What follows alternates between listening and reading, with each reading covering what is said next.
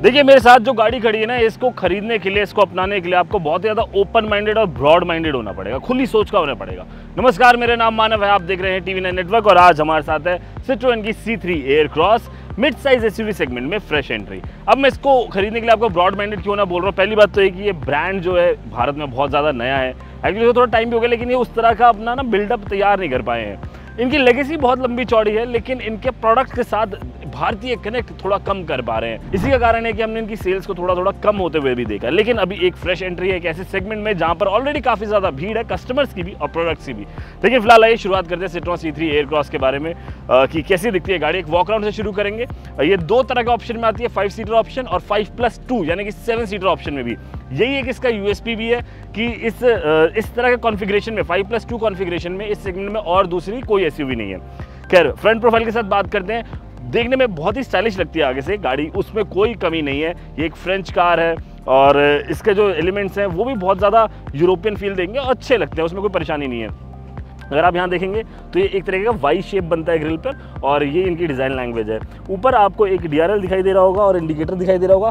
Problem ये है कि गाड़ी थोड़ी ओल्ड स्कूल है। आप देखो तो इंडिकेटर जो है वो हैलोजन दिए हुए हैं, नीचे हेडलैम्प्स जो हैं वो भी हैलोजन में दिए हुए हैं।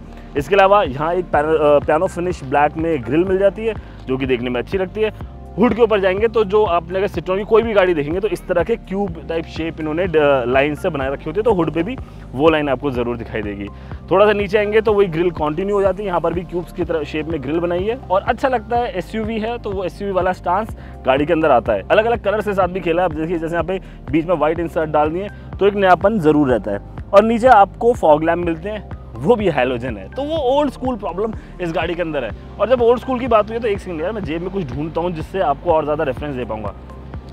चाबी देखो, अब पुराने ज़माने की बात हुई है तो अब ये चाबी देख लीजिए। इस चाबी को भारतीय बाजार से गए हुए अरसा हो गया कि हमने इस तरह की कोई की देखी होगी। की देख के आप समझ जाएंगे कि गाड़ी के अंदर कीलेस एंट्री नहीं है। खैर, चाबी के ऊपर चर्चा बाद में करेंगे, वॉक अराउंड कंटिन्यू करते हैं। साइड में आ जाइए। साइड से अगर आप देखेंगे इसका ओवरऑल, अगर मैं साइड प्रोफाइल आपको खोल के दिखाऊं तो अच्छा लगता है।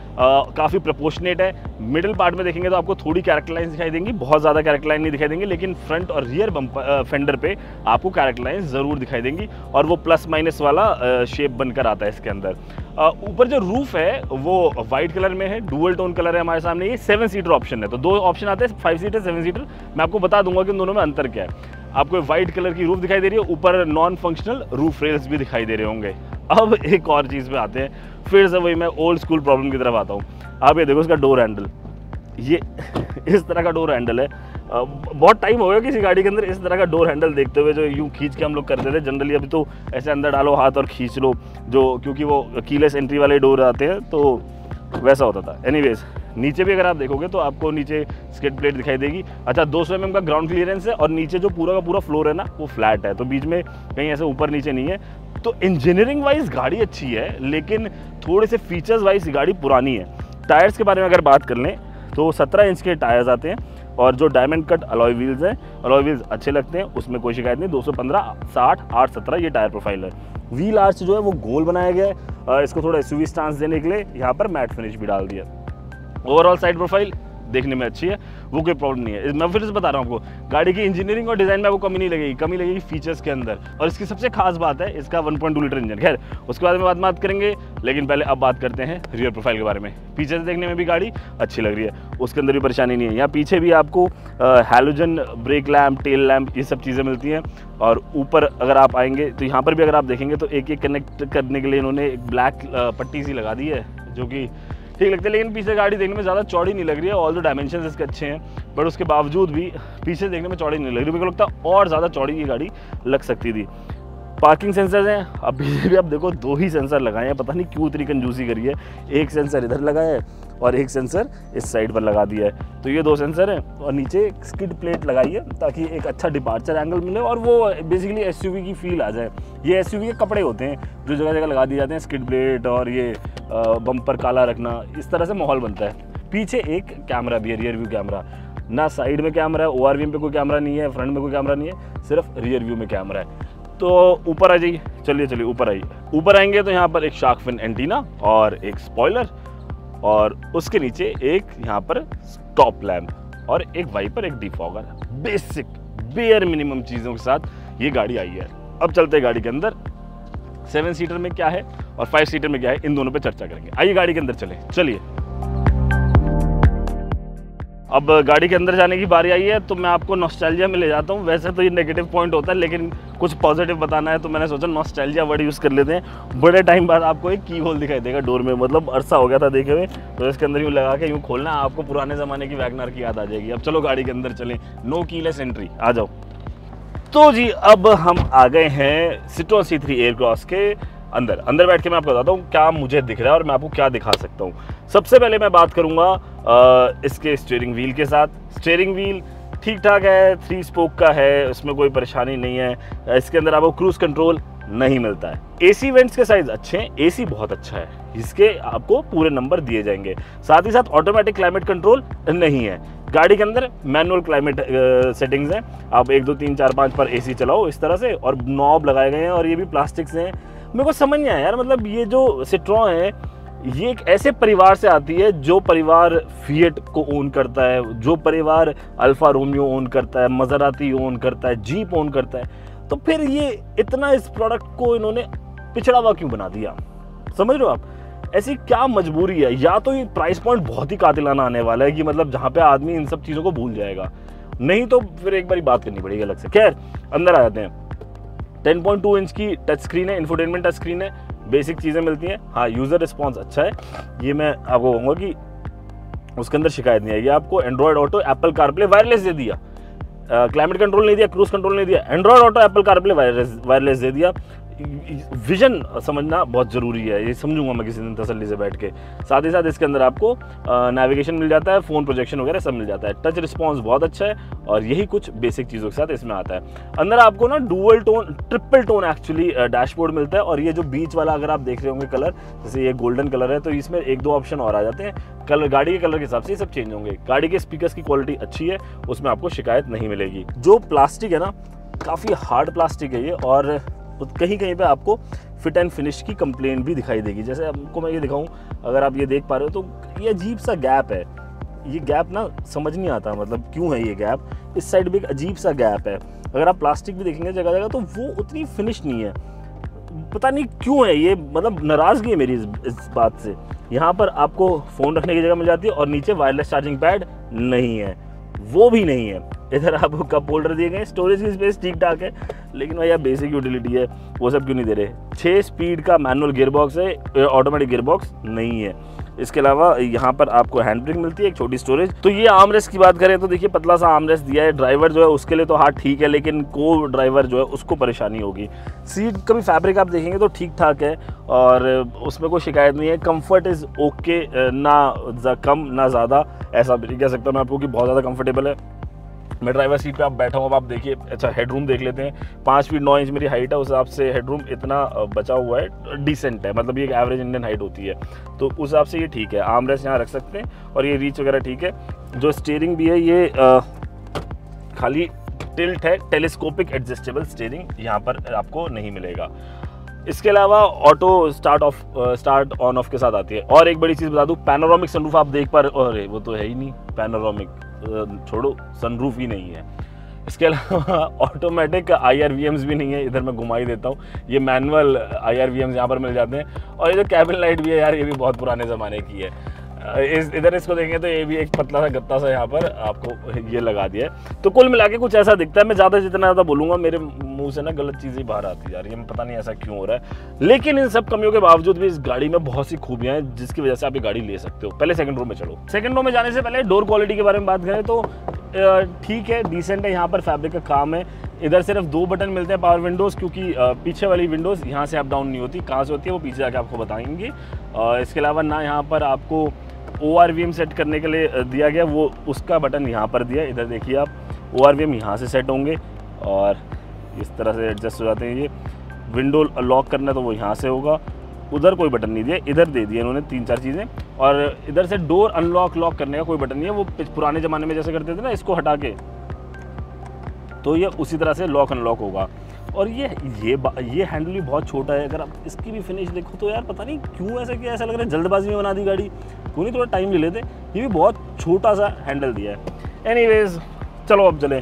सेकंड रो में और देखें वहाँ कितनी जगह है। अब देखिए शास्त्रों में कहा गया है कुछ पाने के लिए कुछ खोना पड़ता है, तो अगर आपने सनरूफ खोई है तो आपको ये क्या कहते हैं ट्रॉपिकल एयर कंडीशनिंग वेंट मिल जाते हैं, इसको कहते हैं। मैं मोटे मोटे तौर पे समझाऊं, आपने देखा होगा इनोवा वगैरह में, पहले सफारी में भी बीच में ऐसा एक एसी वेंट लगा आता था और पीछे सेकंड रो को एक अच्छी हवा मिलती है, सेकंड और थर्ड रो को, और ये एक फ़ायदेमंद चीज़ है। लेकिन इसके लिए आपको फिर सनरूफ सैक्रिफाइस करनी पड़ती है, जो कि सिट्रॉन ने कर दिया आपके लिए और आपको एसी वेंट दे दिया। यहाँ पे 3 स्पीड का ये तामझाम एसी वेंट का मिल जाता है। सेकंड रो में कंफर्ट के बारे में बात करें तो सीट्स कंफर्टेबल है, ऐसी प्रॉब्लम नहीं है, अच्छा थाई सपोर्ट है।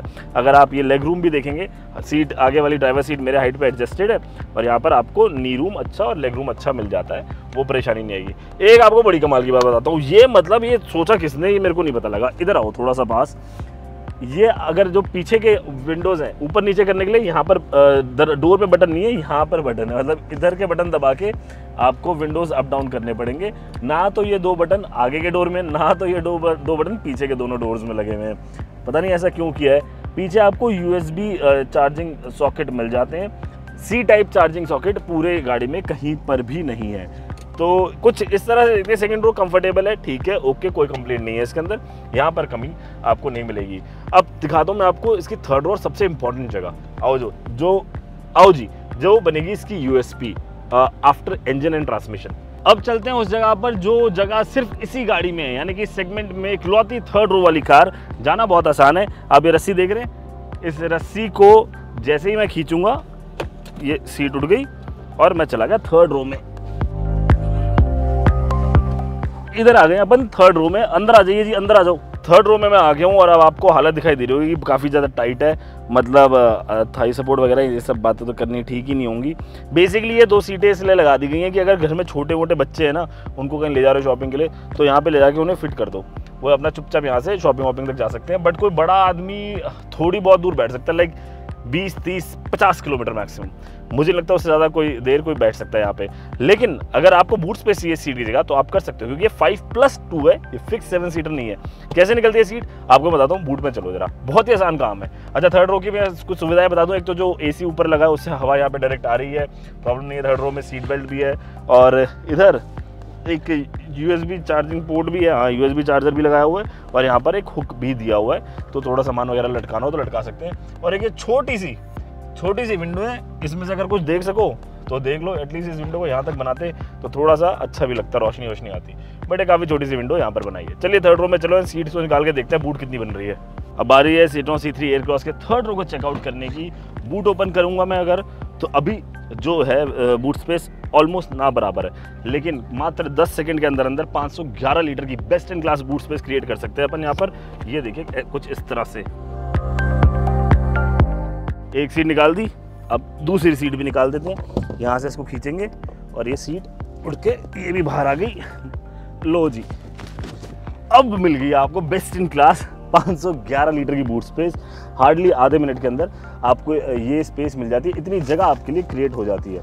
अब ये देखिए टूल जैक वगैरह है इसके साथ, इसके टूल मिल जाते हैं और इसके नीचे वो का है, स्पेयर व्हील का है। ओ इधर आओ, नीचे आओ। स्पेयर व्हील वहाँ नहीं, स्पेयर व्हील यहाँ है। तो अगर आपको स्पेयर व्हील निकालना है तो आपको कुछ यहाँ से निकालना पड़ेगा। तो इस तरह से दिखते थक गया भैया सिट्रोन C3 एयरक्रॉस, अंदर बाहर दोनों तरफ से। अब जो सबसे बड़ा बेनिफिट है सिट्रोन C3 एयरक्रॉस का, उसकी तरफ चलते हैं, यानी कि ड्राइविंग। ये गाड़ी चलाने में ज़बरदस्त है। इसके अंदर कितनी भी फीचर्स कम क्यों ना हो, लेकिन इसकी जो ड्राइव क्वालिटी है ना, इसका जो कंफर्ट है वो नेक्स्ट लेवल है। मतलब वो कंफर्ट, वो ड्राइव क्वालिटी के साथ थोड़े फीचर्स आ जाते हैं ना, ये गाड़ी अनबीटेबल हो जाती है, कसम से बता रहा हूँ। 1.2 लीटर का super turbo charge petrol engine आता है, जो कि 110 PS की पावर और 190 Nm का टॉर्क देता है। 190 Nm का टॉर्क मतलब आप समझ रहे हो, आपको डीजल कार चलाने वाली फीलिंग आएगी। जो ट्रांसमिशन है वो भी बहुत ही कमाल का है और इसके सस्पेंशन जो है वो तो लाजवाब है। ड्राइव पर चलते हैं और वहाँ आपको बताते हैं इसका पूरा ब्यौरा। अब बारी है सिट्रोन C3 एयरक्रॉस SUV की ड्राइव इंप्रेशन के बारे में। और एक चीज, जैसे मैं सेल्फ मारूंगा, पता नहीं आपको कैसे महसूस होगी नहीं होगी, मैं आपको लेकिन दिखाना चाहूंगा। सेल्फ मारती ना गाड़ी के अंदर हल्की सी एक वाइब्रेशन सी आती है। जैसे सेल्फ को मारा ना, गाड़ी दुक करके स्टार्ट हुई है, मतलब एक जो स्मूथ स्टार्ट होता है ना, वो चीज मिसिंग थी। तो ये सबसे पहली चीज मैंने नोटिस करी, तो सोचा आपको बताऊं। अब मैं दोबारा दिखाता हूं आपको। देख रहे हैं आप, हिल रहा है, तो कुछ हिलता सा है, ये थोड़ा गाड़ी हिलती है स्टार्ट होते ही। चलिए अब चलते हैं इसको ड्राइव पर लेकर और आपको बताते हैं कैसी परफॉर्मेंस है इसकी। जो फर्स्ट इंप्रेशन है ना, पहली बार जब आप पेडल पे प्रेस रखते हैं तो बहुत इंप्रेसिव है। इसके अंदर एक ऐसा इंजन लगा है जो प्रोबेबली वर्ल्ड्स बेस्ट इंजन है, 1.2 लीटर का इंजन है ये। इसको अवार्ड मिला हुआ है दुनिया का बेहतरीन इंजन होने का, और 110 PS की पावर और 190 न्यूटन मीटर का टॉर्क देता है। मतलब लाजवाब टॉर्क है इस गाड़ी के लिए और लाजवाब पावर है इस गाड़ी के लिए। और मतलब आपको इंस्टेंट जो टॉर्क है ना वो मिलता है, कुछ भी लैग नहीं आता। अगर मैं अभी हाल ही में हमने जैसे होंडा की एलिवेट चलाई थी, वहाँ पे आपको टॉर्क की डिमांड करनी पड़ती थी, बट वो फील आपको यहाँ पर नहीं आएगा। तो उस हिसाब से इस गाड़ी की जो सबसे बेहतरीन चीज़ है वो इसका इंजन ही है।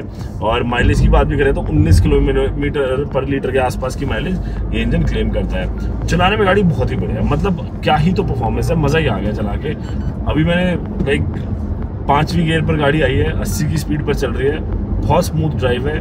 अंदर गाड़ी के अंदर शोर भी ज़्यादा नहीं है। ये जो बीप की आवाज़ है ये थोड़ी सी परेशान वाली है, मतलब थोड़ा अच्छी क्वालिटी का बीप लगा लेते हैं, मतलब थोड़ी बड़ी गाड़ी बना रहे हैं, टन टन टन टन ऐसी वाली लगा लेते हैं, या तो फिर पीप पीप ऐसी भी लगा सकते थे।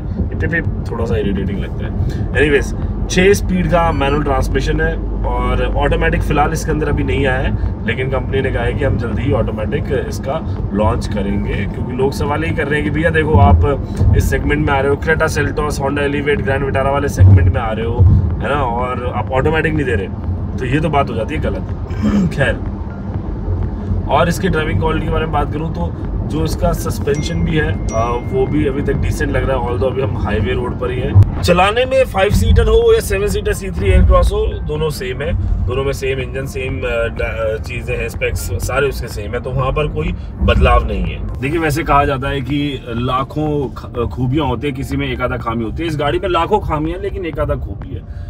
एक्चुअली 2 खूबी है, एक आधा भी 2 बोलूँगा बिल्कुल। एक तो इसका इंजन लाजवाब इंजन है, मतलब इतना बढ़िया इंजन अभी तक शायद और इस सेगमेंट की और किसी गाड़ी के अंदर हमने एक्सपीरियंस नहीं किया है। 1.2 लीटर का इंजन है, 110 PS की पावर, 190 Nm का टॉर्क निकालता है, और ये इतना लाजवाब टॉर्क है कि आपको तीसरे गियर पे भी आप गाड़ी उठा लो कोई परेशानी नहीं होगी, और तीसरे गियर पे गाड़ी ज़्यादा तेज भी चला लो तो भी कोई परेशानी नहीं होगी। अच्छा, इसके अंदर 3 मोड्स आते हैं, लेकिन वो मोड्स अपने आप स्विच होते चले जाएंगे। यहाँ पर आप ये देख रहे हैं, जैसे अभी ये व्हाइट हो रहा है, ये अपने आप ग्रीन होगा, अपने आप रेड ऑरेंज, ग्रीन हुआ, यप ऑरेंज रेड, तो ये अपने आप स्विच होते हैं इसके मोड्स। आपके पास ऑप्शन नहीं है सब करने का, तो उन्होंने कहा आप ज़्यादा मेहनत ना करो।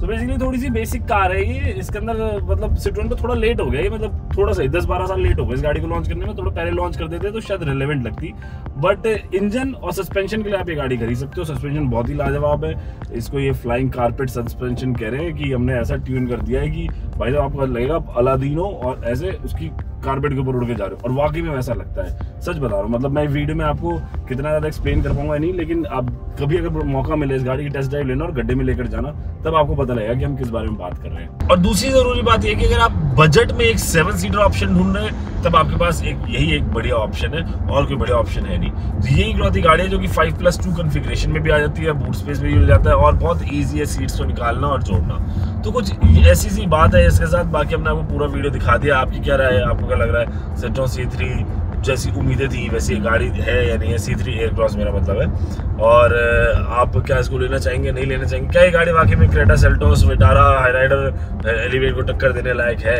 या नहीं है? और अगर आप एक सिट्रोन ओनर है तो आप किस बात से खुश और किस बात से नाराज है, ये हमें आप कमेंट सेक्शन में आकर ज़रूर बताइएगा। और बाकी मेरी रिक्वेस्ट है सिट्रोन से कि यार आप लोग थोड़ा सा ना और क्वालिटी के ऊपर फोकस करो, जो इंटीरियर की क्वालिटी है, क्योंकि हमारे लिए गाड़ी लग्जरी का सामान होती है, समझ रहे हैं आप। बाकी जब भी गाड़ी चलाएं तो सीट बेल्ट ज़रूर लगाएं, अपने आसपास एक सुरक्षित ड्राइविंग एनवायरनमेंट बनाएं, एक अच्छे मानव बने। जय हिंद।